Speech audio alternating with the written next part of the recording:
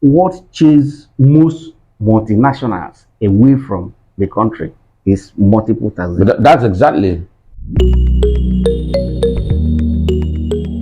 Welcome to this wonderful episode on Novel TV Live. With me in the studio this afternoon is Comrade Tony Okunabe, aka A1. You're welcome. Thank you very much. Welcome. Thank you very much. And of course, I'll be anchoring that. My name is Chidi Peters. This afternoon, we shall be looking at Nigeria as a country has continuously faced economic hardship, policy difficulty, cash crunch, and of course, sometimes mental health somehow. I didn't say mental health the edge, but mental health somehow.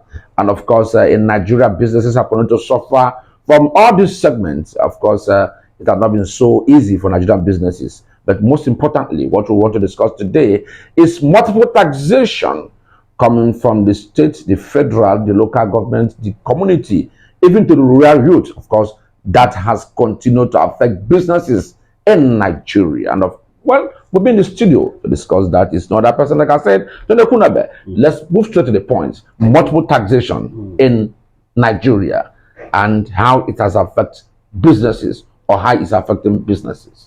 What's your opinion? Yeah, well, taxation generally is a civic responsibility of both the individual and organizations and corporate bodies.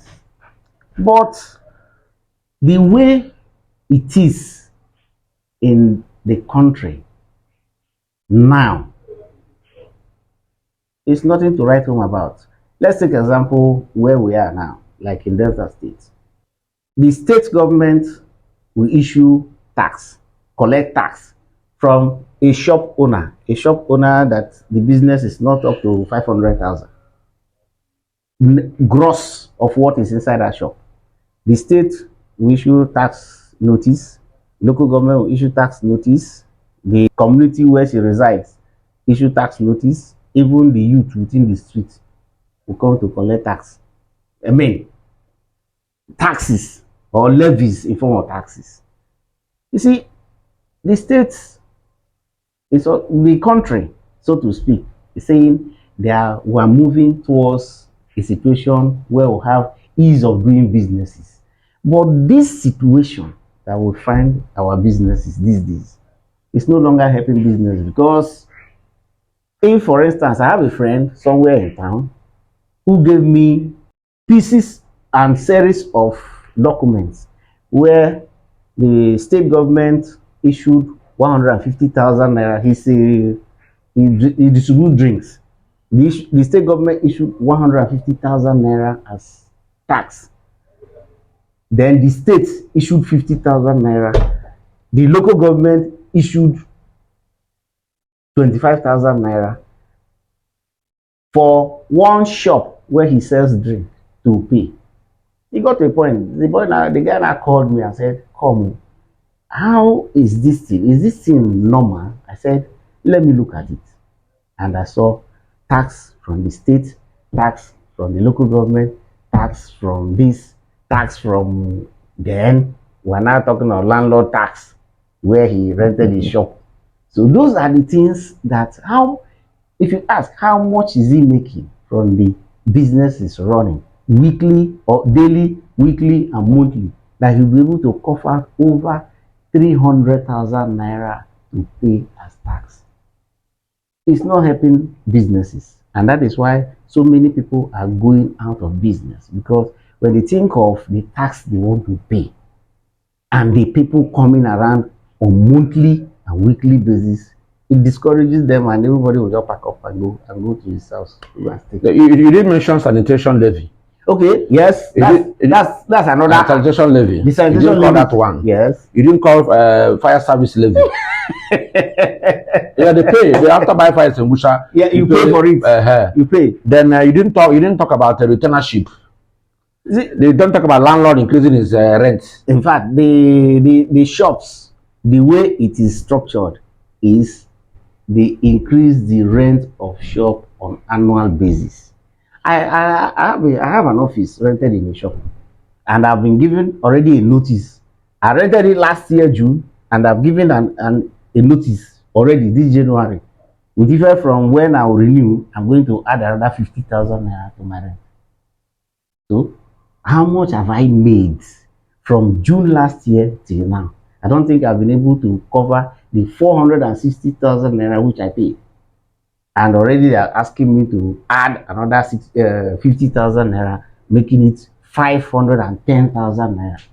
What have I done in that place to generate that kind of amount that I will renew? You are talking based on the low cadre business ventures. Yes. Now, when you talk about corporations, the corporations are more heated because the corporation pays the federal inland revenue.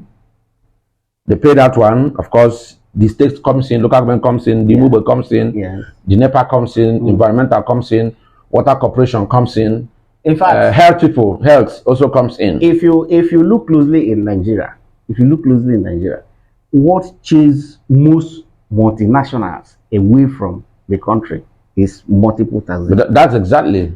It's multiple taxation. These taxations varies from everything you can think of. So where is the ease of doing business? Where is the government? The primary role of government is to provide an enabling environment for businesses to thrive, which does not exist in Nigeria. And you mentioned that the police will also come in to conduct surveillance, and when they are going home, you have to go home very well. You have to do surveillance. Yes. Well, of course, I have so many friends in the police that will tell you, Mr. Man, okay, we are coming to your office, so please, when we come, try and settle us. You pay income tax, property tax. Yes. Then you now pay your staff. And that is the problem. Of course, not talk about the running cost of the office. At the end of the day, you see, businesses are now making losses. Then I gave example with your people will come. I give example with small and medium scale enterprises. If you go higher than that to business organization, either organized private sectors and whatever, they suffer what we call multiple taxation more than any other. That's why the cost of things are very high, because they have to build up this expenditure into the production. Yes, especially the production companies producing soap, producing children things, and so on and so forth, producing things we eat.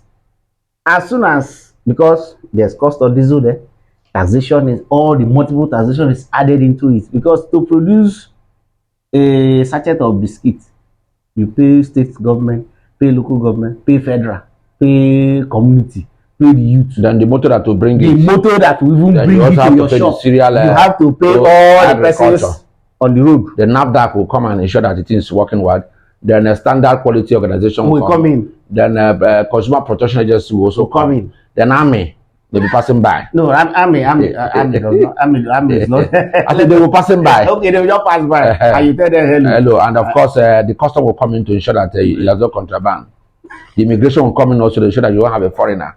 And all this way they are coming in, they're going back home with the envelope. And of course, beyond that, I also saw where those who have residential houses also pay through their nose. Yeah, you see, because they call it in VI, they pay state property tax up to 2 million naira for a duplex. And of course, that is state. Yeah. Then of course, local government have to come on their own too. You have to pay. In Delta State, we call it grand rent. Any place a building is standing, whether residential or commercial, you pay grand rent. That one is you pay to who? You pay to state government. Local government, local government will also come for their own, because the house is not only situated in a state, it's also situated in a local then government. the villagers will now organize and say that the land is, they will now bring one hooligan to start contesting the whole land there. Then they will tell you it's a community land. It's a community land. In fact, everybody should. Meanwhile, you paid the money when you bought the land. You paid them when you did digging foundation. You paid them when you're putting pillar. You paid them when you're doing the linter.